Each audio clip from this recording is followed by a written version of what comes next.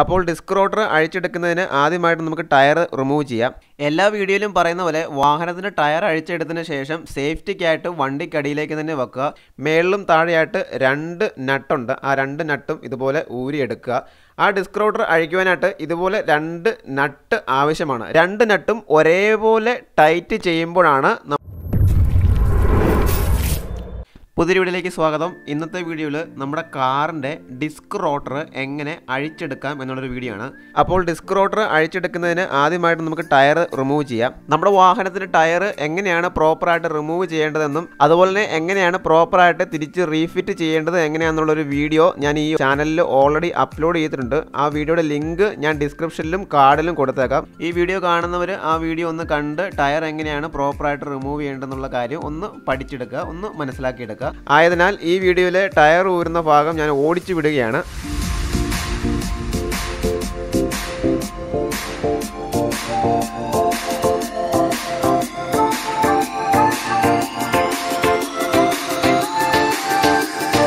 എല്ലാ വീഡിയോയിലും പറയുന്ന പോലെ വാഹനത്തിൻ്റെ ടയർ അഴിച്ചെടുത്തതിന് ശേഷം സേഫ്റ്റിക്കായിട്ട് വണ്ടിക്കടിയിലേക്ക് തന്നെ വെക്കുക. ഇൻ കേസ് ജാക്കി തെന്നി പോകുവാണെങ്കിൽ വണ്ടി ആ ടയറിൻ്റെ സപ്പോർട്ട് കൂടി നിന്നുകൊള്ളും. അഴിക്കാൻ എളുപ്പത്തിന് ടയർ ഇതുപോലെ ചെരിച്ചു വെക്കുക.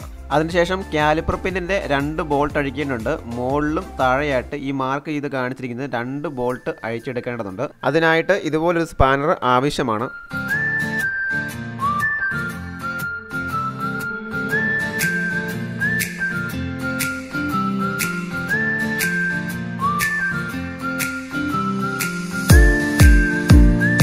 അപ്പോൾ കാലിപ്പറിൻ്റെ 2 ബോൾട്ടും നമ്മൾ അഴിച്ചെടുത്തിട്ടുണ്ട്. അത് അഴിച്ചെടുത്തതിന് ശേഷം ഇതുപോലെ കാലിപ്പർ പൊക്കിയെടുക്കാവുന്നതാണ്. പൊക്കിയെടുത്തതിന് ശേഷം സേഫായിട്ട് ആ വയർ, ആ ഒരു ഓസ് പൊട്ടാതെ സേഫായിട്ട് ഇതുപോലെ മാറ്റി വെക്കേണ്ടതാണ്. ഇനി നമുക്ക് കാലിപ്പറിൻ്റെ ഹോൾഡർ അഴിക്കണം. ഹോൾഡർ അഴിക്കാനായിട്ട് 18ൻ്റെ ഇതുപോലൊരു ബോക്സ് ആവശ്യമാണ്. മേളിലും താഴെയായിട്ട് 2 നട്ടുണ്ട്. ആ 2 നട്ടും ഇതുപോലെ ഊരിയെടുക്കുക. കുറച്ച് ടൈറ്റ് ആയിരിക്കും. ലെവറേജിനായിട്ട് നമുക്ക് എക്സ്റ്റൻഷൻ ഉപയോഗിക്കാം.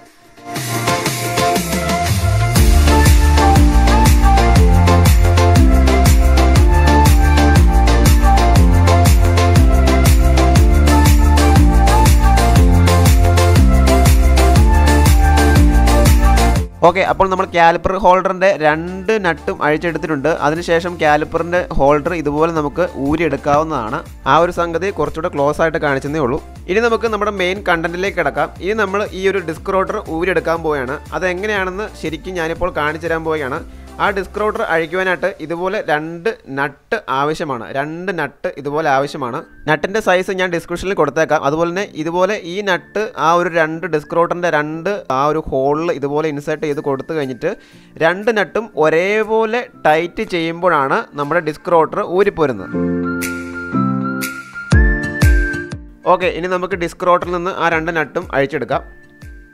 ഇനി നമുക്ക് ഡിസ്ക് റോട്ടർ തിരിച്ച് റീഇൻസ്റ്റാൾ ചെയ്യാം. റീഇൻസ്റ്റാൾ ചെയ്യുന്നത് എങ്ങനെയാണെന്ന് വെച്ച് കഴിഞ്ഞാൽ എങ്ങനെയാണോ ഊരിയെടുത്തത് അതുപോലെ തന്നെ വീണ്ടും ഫിറ്റ് ചെയ്യുക.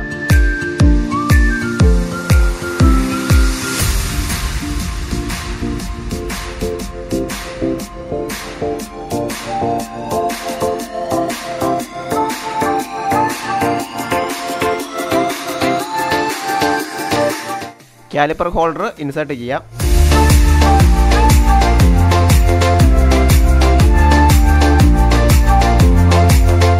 ശേഷം അതിൻ്റെ ബോൾട്ടുകൾ ഇൻസേർട്ട് ചെയ്ത് ടൈറ്റ് ആക്കി കൊടുക്കാം. ഒത്തിരി ഓവർ ടൈറ്റ് ചെയ്യാൻ പാടില്ല. ആ ഒരു നാക്കിന് മാത്രം ടൈറ്റ് ചെയ്യുക.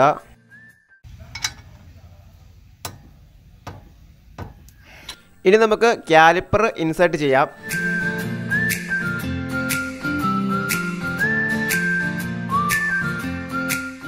കാലിപ്പറിൻ്റെ ബോൾട്ടുകളും നമുക്ക് ഇട്ട് കൊടുക്കാം.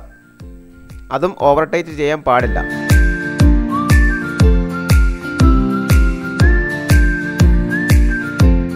കാലിപ്പർ ടൈറ്റ് ചെയ്തതിന് ശേഷം കാലിപ്പറിന് ഇളക്കമുണ്ടോ എന്ന് ചെക്ക് ചെയ്യുക. അപ്പോൾ നമ്മുടെ പരിപാടി കംപ്ലീറ്റ് ആയിരിക്കുകയാണ്. ഇനി ടയറും കൂടെ ഇൻസേർട്ട് ചെയ്ത് കഴിഞ്ഞാൽ നമ്മുടെ വർക്ക് കഴിഞ്ഞു.